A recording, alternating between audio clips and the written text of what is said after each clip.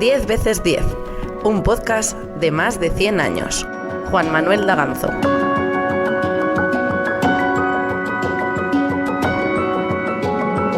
La primera vez que yo subí a un escenario era con Juanito Valderrama, con Paco el Americano. Eran unas óperas que llamaban flamencas.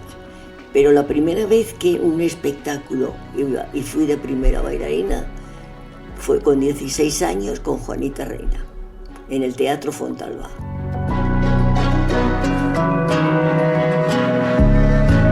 Llegábamos a los pueblos y en los camerinos no había agua. Teníamos que ir al vestíbulo a coger el agua. Las condiciones eran tremendas, pero no conocíamos otra cosa. Era eso lo que había. Me quiso contratar Josephine Baker porque ya tenía un chalet y llevaba atracciones. Josephine Baker era un encanto.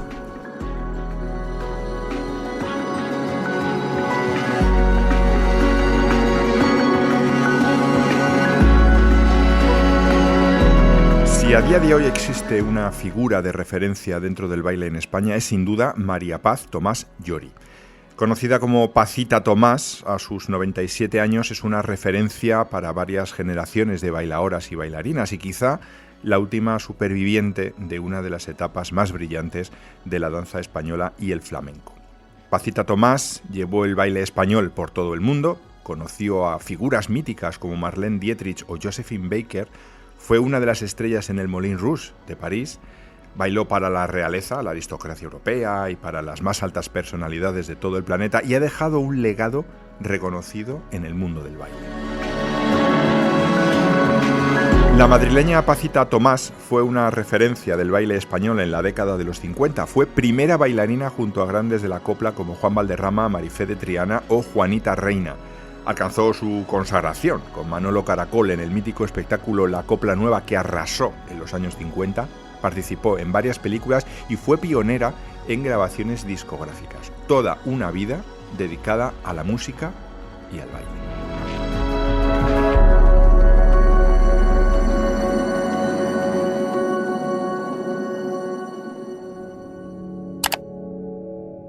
Hola, soy Joaquín Mediavilla Tomás, hijo de Pacita Tomás, bailarina de la que hoy van a conocer algo de su vida, tanto a nivel profesional como personal. De la artística poco les voy a decir, su legado está ahí y ella lo contará mejor que yo. Pero sí decirles que en esta vida es muy difícil hacer de tu pasión tu profesión, y ella lo logró. Y no saben ustedes lo que lo disfrutó. Como persona, ¿qué voy a decir de mi madre? Son de esas personas que te encuentras por la vida a las que todo el mundo quiere, por lo buena persona que es. Sí, mi madre es de esas que llaman buena gente. Como todo el mundo tiene sus virtudes y defectos, pero más virtudes que defectos. Me salen muchas palabras al pensar en mi madre. Empatía, respeto, amabilidad, dedicación, sobre todo que quiere y cuida a los suyos. Y todo eso lo mamé desde pequeño, en mi casa. Una madre que siempre está ahí, un faro que te guía y te cuida. Así que disfruten de la madre que me parió.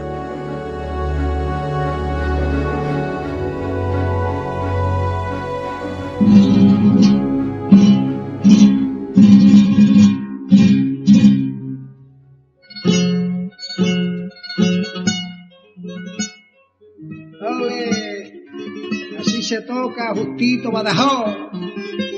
Viva la trascendencia buena.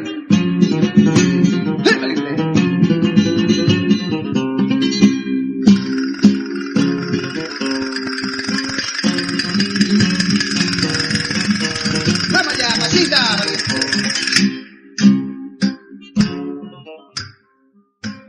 Pacita Tomás, muchas gracias por recibirme en su casa. Una casa que veo que está llena de recuerdos, de fotografías, de cosas que le recuerdan que ha vivido. 97 años me decía, sí. ¿Verdad? Y que me decía que no los aparentan. Muchas gracias. No los aparenta y que la gente le dice que no los aparenta. Sí, sí, efectivamente.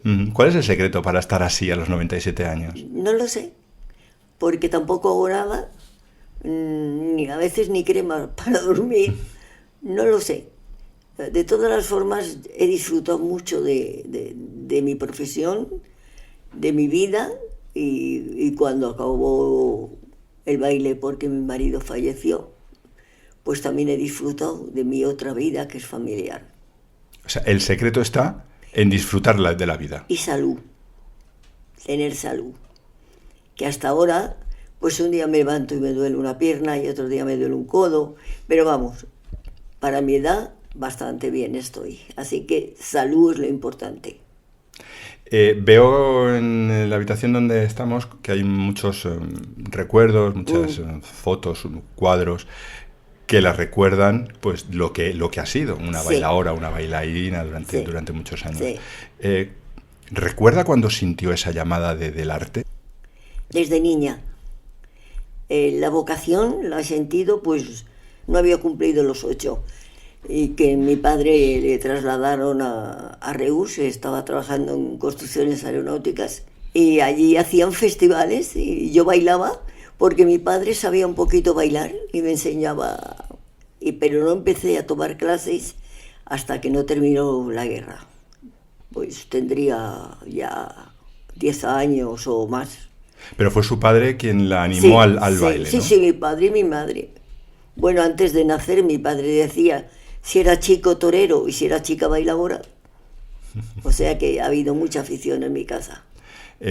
Su madre no era No, mi artista. madre era francesa. Mi padre fue a trabajar a Francia, la conoció allí se casaron, pero mi madre jamás añoró su país.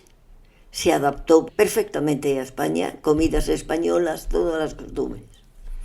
O sea, que su padre fue de los pocos que pudieron irse en aquellos tiempos, en aquella época, a trabajar fuera. No. Pero mucho antes de que yo naciera. Yo creo a lo mejor sería en el año, si yo he nacido en el 28, pues a lo mejor sería en el 24. Mi padre se fue a trabajar, pero no. Pero decía mi madre que era una flor trasplantada, que no podía vivir allí. Y entonces se vinieron a España. Y entonces mi padre entró a trabajar en construcciones. Es de los pioneros, de los fundadores de que ahora es Airbus. Y usted, por tanto, tiene sangre francesa. Sí. ¿Qué siente usted que tiene de francés? De francesa. Pues no lo sé, que me gusta mucho la marsellesa, pero alguna comida que mi madre hacía, porque cada vez que íbamos a Francia yo iba a trabajar muchísimo, en Moulin Rouge y a l'Olimpia iba a trabajar, tanto con el ballet grande o con el ballet pequeño. Y mi madre siempre discutía con los portors, con las estaciones, con los taxistas, o sea que ella siempre le gustaba más el carácter de España. Ya me ha dicho que los primeros pasos en el baile fueron de niña y que empezó a recibir clases después de la guerra. Pero ¿cómo fueron esa primera época de baile ya un poco más serio, más profesional? ¿Cómo recuerda aquello? Trasladaron a mi padre a Cádiz. Me parece que yo tendría 9 años. Y entonces mis padres buscaron una academia de baile y no había academias de baile. Pero había uno que vendía aceitunas en la plaza, que le llamaban el aceitunero, y él daba clases de baile por las tardes. Y allí empecé yo a bailar. Pero lo mismo bailaba un ruso que una farruca de baile, que de todo, daba de todo el hombre. Y esos fueron mis primeros pases hasta que le trasladaron a mi padre a Madrid. Y ahí ya empecé con profesores. Ahí sí, empecé primero con el maestro Román, la Kika, y luego ya fui a Estampío, que era el profesor de flamenco. Y el profesor Estampío me mandó a Ángel Pericé, padre y abuelo. Y allí es donde he estado siempre, hasta que me empecé a trabajar muy jovencita. ¿Qué recuerda de ellos? De los maestros que tuvo. Todo lo que yo, sobre todo la disciplina. La disciplina te la enseñan, igual que en el colegio debían, o lo hacen, no lo sé yo ahora, pero hay una disciplina en el baile tremenda. Y eso sí te lo enseñan los maestros. La puntualidad, el sujetarte el pelo, la disciplina. Eso me encantaba. Y la he seguido toda mi vida. He sido muy disciplinada en el baile. ¿Por qué se decidió por el flamenco o por el baile clásico español? No. ¿O porque era lo único que había en aquella época, no se podía elegir? ¿O porque fue una elección consciente? Bueno, entonces empezaban también las academias clásicas, sí. No, pero yo estaba estudiando escuela bolera, que es zapatilla, con Ángel Pericé, y con Estampío estudiaba flamenco, con Kika estudié también danza estilizada y con Pericé también estudiaba danza estilizada. Entonces es en eso en lo que yo me he formado. ¿Recuerda cuando, supongo que sí, claro, pero la primera vez que se subió a un escenario con público en una actuación así realmente importante? Bueno, importante fue con Juanita Reina. Yo tenía 16 años. Pero la primera vez que yo subí a un escenario era con Juanito Valderrama, con Paco el Americano. Eran unas óperas que llamaban flamencas. Ahora como lo llaman galas, entonces eran óperas flamencas. Eso también era 13 años o 14, ya estaba yo en Madrid. Pero la primera vez que un espectáculo iba y fui de primera bailarina fue con 16 años con Juanita Reina, en el Teatro Fontalba. ¿Qué recuerda de Juanita Reina, de Valderrama? Juanita Reina era una bellísima persona. Tanto ella como Marifé de Triana eran fuera serie, como personas. Y luego ya como artistas, eso ya es aparte. Pero nunca he tenido problemas, nunca. Claro, yo he tenido la suerte que siempre he ido de primera bailarina, hasta que formé yo mi grupo en el año 51. Pero en todos los espectáculos iba de primera bailarina y no tenía problemas. Además viajaba con mi madre, que en aquella época se viajaba con la madre. Y no he tenido nunca problemas. ¿Cómo era ese ambiente artístico? Pues para mí era estupendo, porque yo tenía un mundo aparte.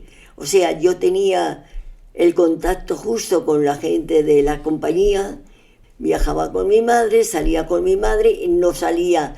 Lo que pasa que luego sí había unas reuniones, entonces nos íbamos a los casinos, porque conozco todos los pueblos de España, porque todas estas figuras de la copla han hecho toda España, pero con pueblecitos.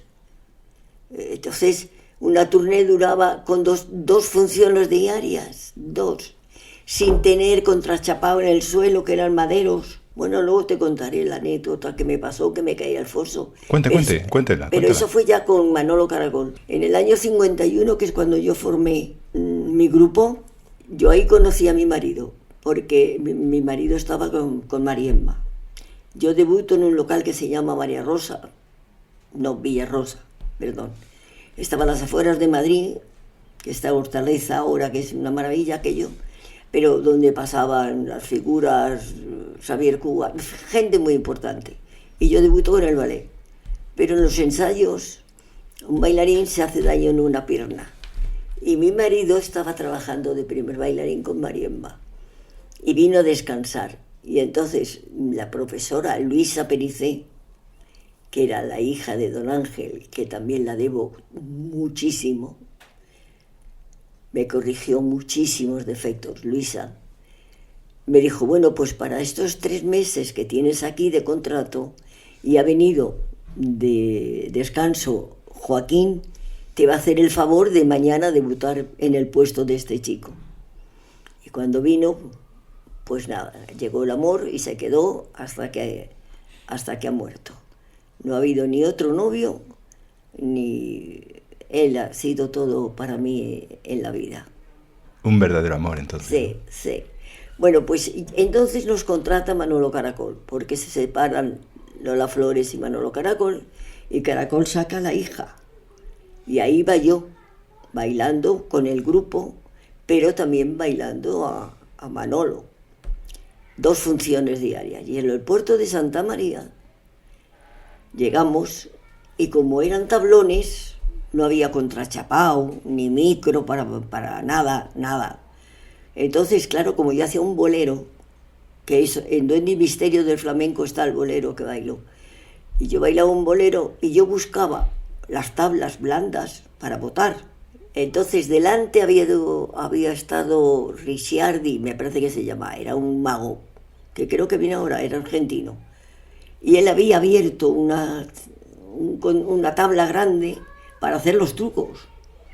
Entonces yo, claro, al buscar, me puse en aquella tabla y la tabla no la habían sujetado bien, y menos mal que hay unos pasos de la escuela bolera que tienes que abrir de piernas, pero menos mal me pilló en una posición y me caí al foso. Pero tuve la suerte que en el foso había como un pedestal abajo donde hacían los trucos y ahí no me pasó nada. Eso quiere decir que las condiciones no eran las más adecuadas. No las teníamos. Llegábamos a los pueblos y en los camerinos no había agua. Teníamos que ir al vestíbulo a coger el agua. Las condiciones eran tremendas. Bueno, yo que estuvimos a una recopilación de un zapateado al Ballet Nacional de España, y cuando yo vi que tenían unos horarios, unos masajistas, unos camerinos, unas horas, yo les decía, ustedes no saben lo que tienen, no saben lo que es luchar, porque era tremendo, pero no conocíamos otra cosa, era eso lo que había. Pero empezando por la primera figura que hacía los 2 espectáculos y cantaba, no se quitaba ninguna canción, una paliza. Ha habido veces que yo he bailado 24 bailes, 11 en una función y 11 en otra. Era tremendo. ¿Y el público cómo era? Maravilloso. ¿Cómo recibía? Pero el público iba a ver copla. Entonces, la gente que iba a ver a Juana Reina, luego ellas, Juana, Marifé, Antoñita Moreno, daban mucho valor al baile.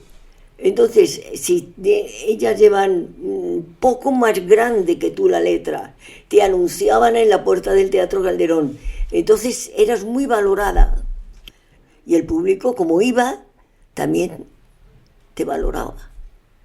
Y en aquella época la consideración del flamenco era muy, muy grande. Quiero decir, el aprecio que tenía el público por el flamenco y por el baile. Sí, pero más que nada había espectáculos de Quintero, León y Quiroga. Y entonces había lo que se llama estampas. Entonces la primera parte a lo mejor tenía un argumento. Inclusive las bailarinas a veces teníamos que hablar. Brillaba como una copla el colmao la noche aquella. Un chato de Manzanilla lo separó de mi vera. El otro se me acercó. ¿Me aceptas un chato, prenda? No quiero chato ni caña que de su mano venga. No se lo quise aceptar, lo rechacé con firmeza. Después, un grito de angustia y una vida que se quiebra como caña de cristal que al suelo cae de la mesa. Un chato de Manzanilla lo separó de mi vera. Carcelera, no me llores que llorando me atormenta. Manuel. Chiquilla, no sufras, ya se acabarán tus penas.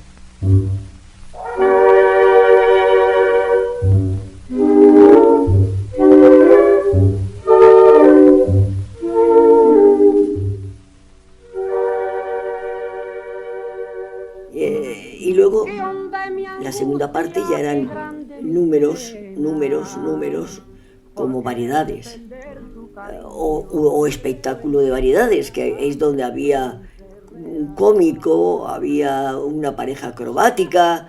Eso ya era espectáculo de variedades, pero no espectáculos de folclore. La gente iba a verlos, como ahora están llenos de los musicales, pues entonces eran estos espectáculos exactamente igual, pero llenos de un mes. Estar en el Teatro Calderón 2 meses y a lleno, tarde y noche, no una sola función. ¿Y en todos los lugares a los que iban? A todos. ¿Recuerda cuánto costaba una entrada? No sé si 25 pesetas.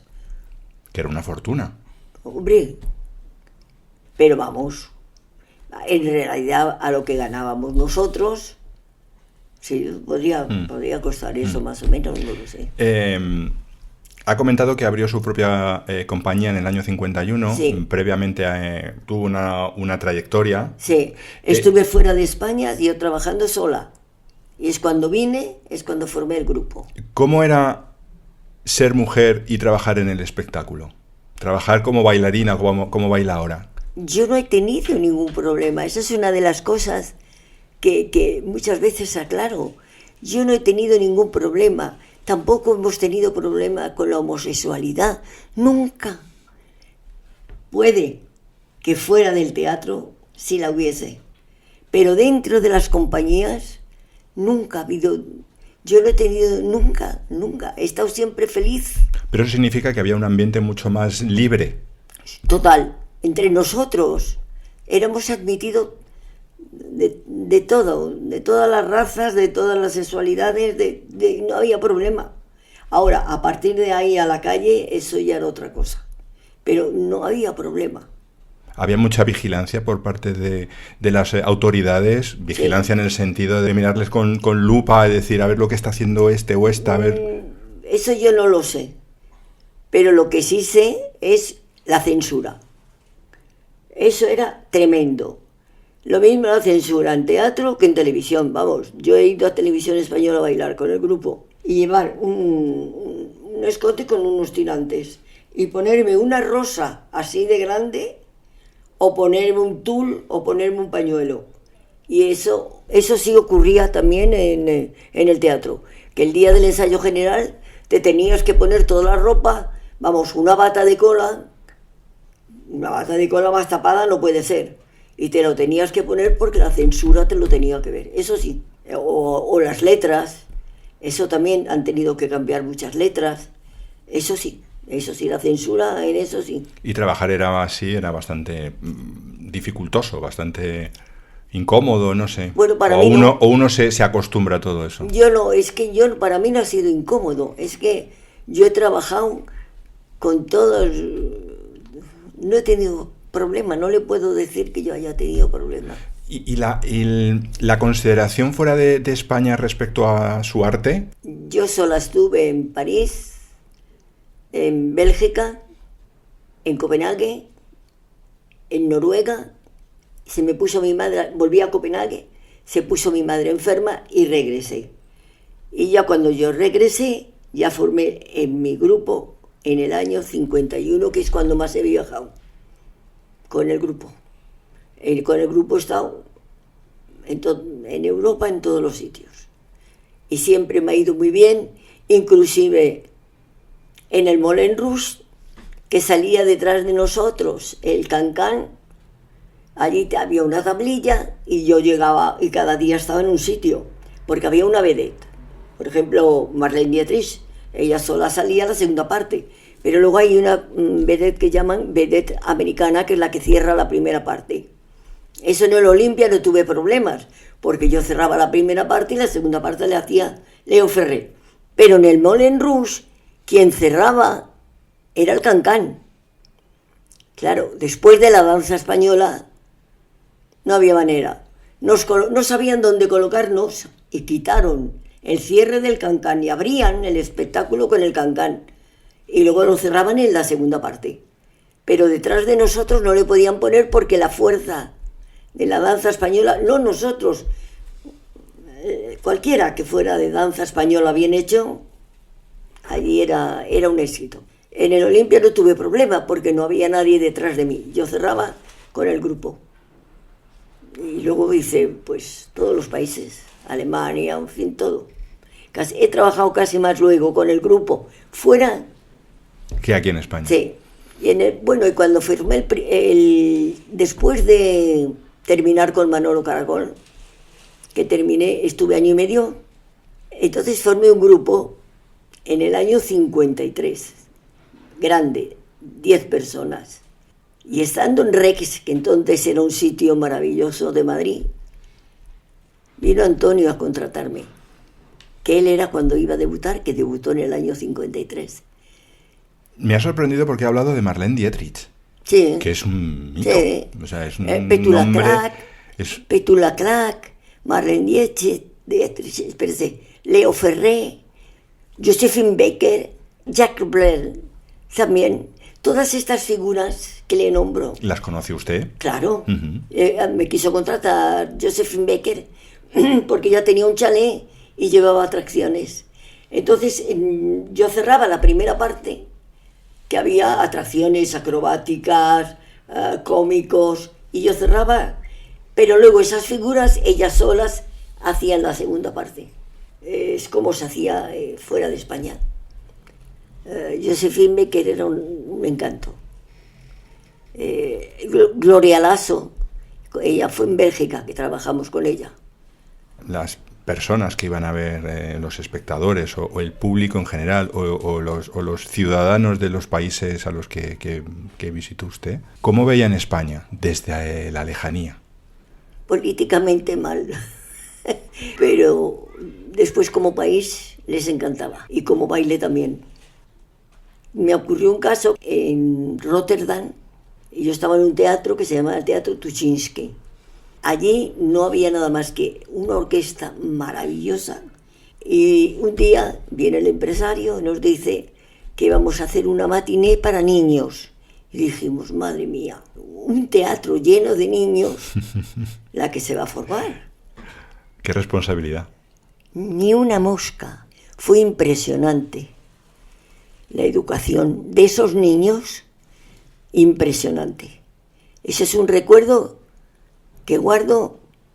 Ha habido dos cosas que guardo siempre.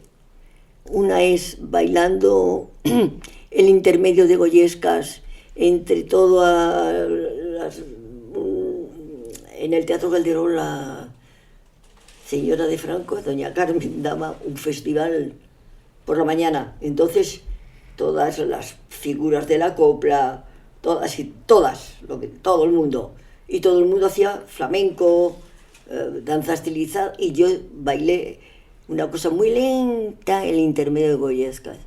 Yo no bailé para que triunfar, porque no era bailado, era expresado. Entonces, para mí, dos emociones que he tenido. Una es, al terminar de bailar ese día, el intermedio de Goyescas, y otra es la de los niños en el teatro de Rotterdam, Tuchinski, que no se oyó ni una mosca. Y otra cosa que impresiona, supongo que la impresionaría, es bailó para el príncipe Rainiero y Grace de Sí. Mónaco, Guapa. para los duques de Kent, Sí, para eso la fue. madre del rey de Jordania. Sí, y los duques de Kent, ahí tengo una postal que firmada por ellos. Otra cosa que le conto, bueno, eso fue con el Shah de Persia. Estábamos en un hotel en Teherán, y entonces vino el director y nos dice, el Shah hace una fiesta pequeña, unas 30 personas, y quiero que vayan ustedes a bailar. Pero no hay dinero. Dice, pero sí, les vamos a regalar unas alfombras magníficas a cada uno. Bueno, pero a una condición. Ustedes van a bailar y yo voy a estar en un sitio que me vean. Si al Shah no le gusta, yo les haré un gesto y ustedes cierran, terminan y se van. Y si no, pues terminan el espectáculo y ya está. Salimos, hacemos el espectáculo, nos vamos. Y cuando ya nos marchábamos, viene que le ha gustado tanto al Shah de Persia que vuelvan ustedes a repetir lo mismo. Volvimos a hacer lo mismo, pero como le dije, las alfombras volando no han llegado nunca. El regalo no llegó nunca. Pero también fue muy, muy, muy bonito. Bueno, eso significa que el baile Sí. español, Sí. pues al final es internacional. Internacional. Bueno, en Roma bailé el intermedio de Goyescas, que me hicieron como un decorado. Y el público, que no tiene, era muy suave, y lo entendió también. ¿Recuerda dónde estaba cuando estalló la guerra? El 18 de julio, mis padres salían a veranear a Santander. Y en el camino había milicianos y nos paraban. Eso sí que yo me acuerdo, pero era en julio, yo tenía 28 en el 36, o sea que yo tenía 7 años, no había cumplido los 8. Y tengo un recuerdo fíjate, ver a milicianos, total que en Santander, y estábamos en Santander y allí estalló la guerra. Y entonces no podíamos salir de Santander, porque era zona nacional. Y mis padres vivían en Madrid. Y entonces, en un barco de mercancías, fuimos hasta Valencia. Y de Valencia ya llegamos a Madrid. Y mi padre ya se incorporó al trabajo, porque luego a él, el casa, dividió montaje, todo, lo dividió por Cataluña. Y entonces yo viví 3 años luego en Cataluña. Pero la guerra la vivió En Reus, con unos bombardeos horrorosos. Bueno, y la casa donde nosotros vivíamos, que eran al lado del Cerro de los Ángeles, que se llamaba la Colonia Popular Madrileña, que eran chalecitos arrasada. No quedó nada de mi casa, de la que yo vivía. Pero yo ya estaba en Cataluña. Pero en Cataluña he vivido en Reus, en Manresa, en Tarragona, porque a mi padre le trasladaban y luego mi padre nos mandaba a los pueblecitos pequeños que no había tanto bombardeo. Y decía que en Reus unos bombardeos tremendos, ¿no? Tremendos. ¿Cómo recuerda aquello? Horroroso. Eso no se me olvida. Mira, ahora yo veo una multitud de gente y no me acerco nunca, porque en un refugio me caí con mi madre y la gente nos pasaba por encima, nos pisoteaban. Y entonces, cuando hay una multitud, yo nunca me acerco, nunca. Me ha quedado ese miedo. Bombardeos, la guerra, fatal, fatal. ¿Qué más recuerda de la guerra? Pues mira, en la guerra yo no he pasado hambre, porque mi padre nos mandaba a los pueblos, y en los pueblos no he pasado hambre. Peor en la posguerra, que teníamos que hacer cola para... ¿En la posguerra también estaba en Cataluña o volvió a Madrid? No. Antes de terminar la guerra, mi padre pasamos a España. Y ya los dueños de construcciones, los dueños que murieron, y entonces ya fueron a por mi padre a Bilbao. Pasamos San Sebastián, Bilbao, allí ya, y ya nos trajeron a Madrid. Mi padre ya empezó a trabajar en Madrid, en construcciones. Es que yo siempre sigo diciendo casa, y que ahora es Airbus. Y eso sí me acuerdo, la posguerra, pero claro, como yo he sido hija única, que es lo que siempre he dicho, si había un huevo, era para mí. O sea que calamidades no he pasado nunca. Gracias a Dios, he tenido unos padres maravillosos. Todo se lo debo a ellos. ¿Cómo lo recuerda a ellos? Pues todo. Esta casa la tengo por ellos, que es mía. No hay bienes gananciales, me la compraron de soltera. Mi padre puso dinero, yo también lo que ganaba. O sea, eran unos padres geniales. Todavía los lloro. ¿Su madre durante la posguerra, durante la guerra, qué hacía o cuál era su...? No, ama de casa. Mi madre siempre ha sido ama de casa. Y me ha llevado como un lápiz de orden, de moralidad, de disciplina en la casa, de cariño, todo. Y me decían eso muchas veces. Parece mentira que tu madre sea francesa, porque, claro, mi padre se iba a las 6 de la mañana y venía a las 6 de la tarde. Entonces, en mi casa lo más tarde que se cenaba, porque él tenía que acostarse era a las 8. Entonces, si yo salía con mi novio, tenía que salir a las 4 o a las 5, porque yo a las 8 tenía que estar a cenar con mi familia. Siendo su madre francesa, ¿no se les ocurrió irse a Francia durante la guerra? Sí, pasamos por Francia, pero la familia nos recibió muy mal. Entonces a mi padre le cogieron y lo tuvieron 2 meses en un campo de concentración. Pero fueron los directores entonces de la fábrica los que hicieron todo por mi padre. Fueron que le dijo Eliseo, pásate, vamos a por ti, y fueron ellos los que arreglaron todo. Lo del campo de concentración, ¿por qué fue? ¿Quién le metió en el campo de concentración? Porque nos pasamos, no sé por qué, mis padres pasaron la frontera y creía que la familia de mi madre nos iba a coger y la familia de mi madre no. Entonces mi padre pero estuvo 1 mes o 2, nada, esta gente se ocupó de todo. ¿No le contó su padre nada sobre el campo ni nada? Sí, iba a verle yo. Ah, sí. Horroroso. Mi padre se quedó como un flautín. Él y un ingeniero de construcciones. El ingeniero y él estaban los dos allí. Y que luego dio la casualidad que el ingeniero vivía luego en un chalet de aquí. Y el ingeniero y mi padre estaban allí y fueron todos los... Don Luis Yance y don José Ortiz Echagüe, que eran entonces los directores. Tuvieron que ir a por nosotros porque no había dinero. Eso marca, ¿verdad? Yo no lo sé, fíjate. Es que he sido una persona que mi marido me decía una cosa: tú con un café y un paseo ya eres feliz. Es más, no, para mí no ha sido ninguna... Cuando él ha muerto y he tenido que dejar de bailar, pues he dejado. Lo que ahora me da mucha rabia es morirme. Yo creo que yo creo que yo creo que tiene mucha vida todavía, ¿no? No, el día menos pensado, chuchu, ya está. Pero bueno, hay que aprovechar. Ha grabado discos también, ha hecho cine.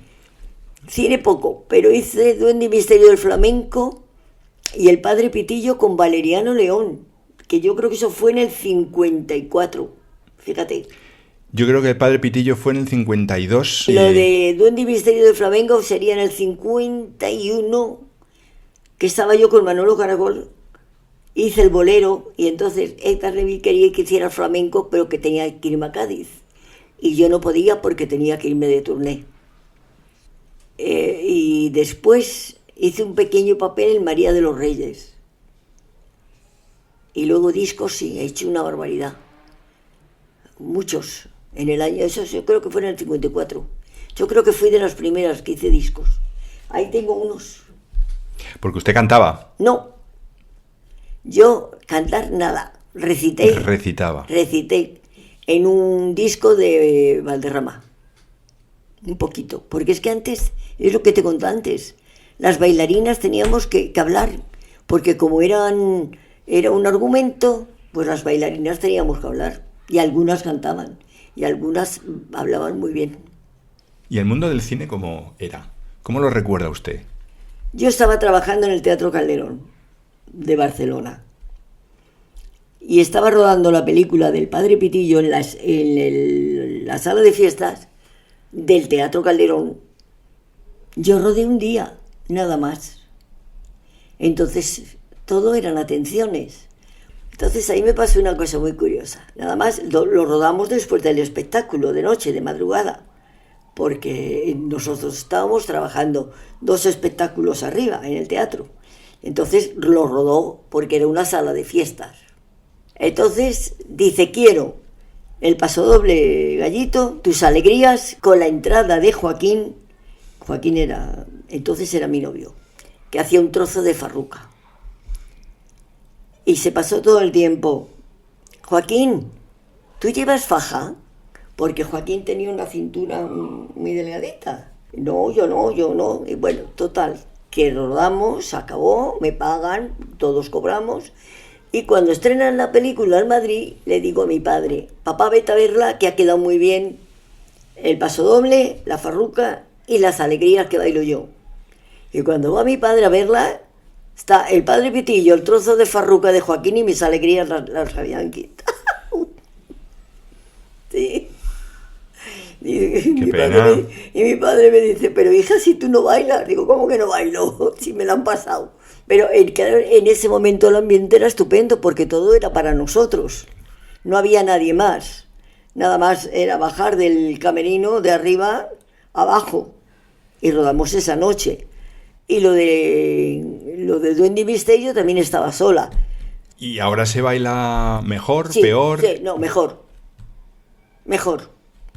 Ahora se baila con una preparación, con unas facultades mejor.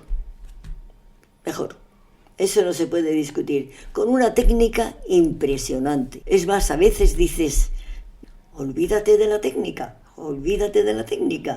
Y échale un poco más de Eso se lo decía usted a sus alumnos. Claro, claro. Porque usted abrió una academia junto con su marido. En el año 70 nos examinamos, a sacarnos el título, mi marido y yo. 97 creo que fue. Y que, por cierto, Nos preparamos, yo tenía 51 años, cuando me examiné, que no era ninguna niña. De los que y de las que ustedes enseñaron, ¿ha llegado alguien Sí. a lo más alto? Sí, porque también pasa una cosa, no solamente han venido los que tú has preparado, sino también gente que está preparada y se van a otras academias, que me parece muy bien, a aprender los estilos diferentes de cada academia, que eso no lo podíamos hacer nosotras cuando éramos jóvenes. Los profesores no te lo permitían.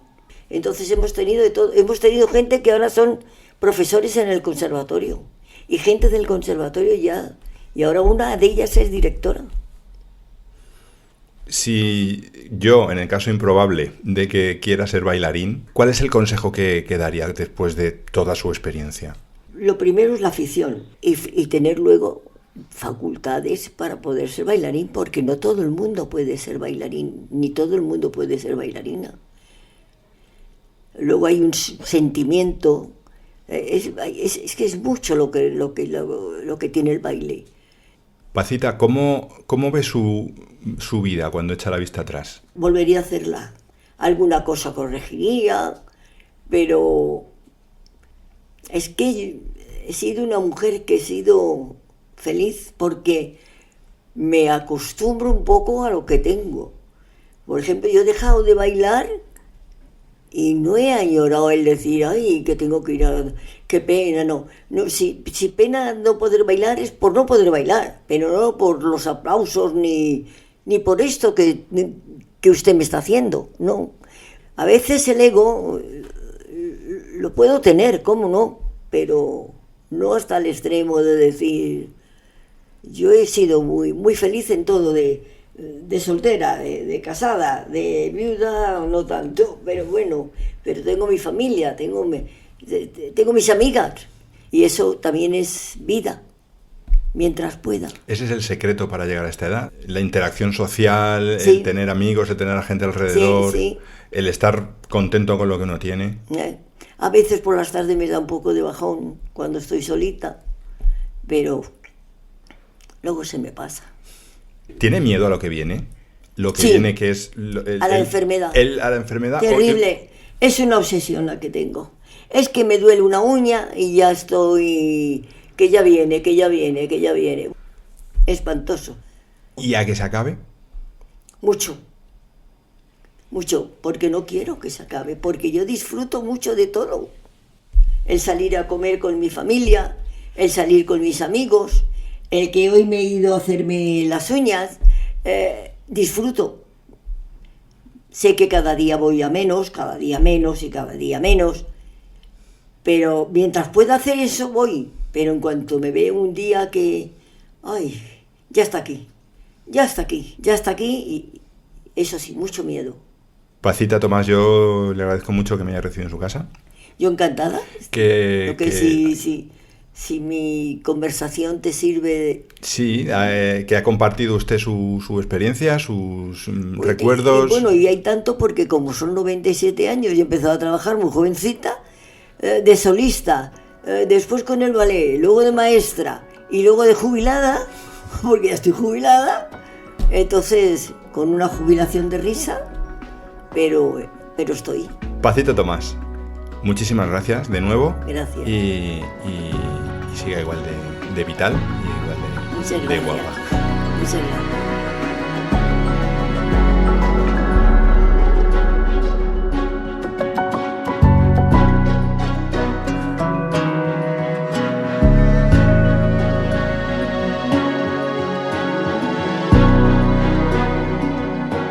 10 veces 10. Idea, producción, guión y montaje, Juan Manuel Daganzo. Síguenos en 10veces10.es y en redes sociales.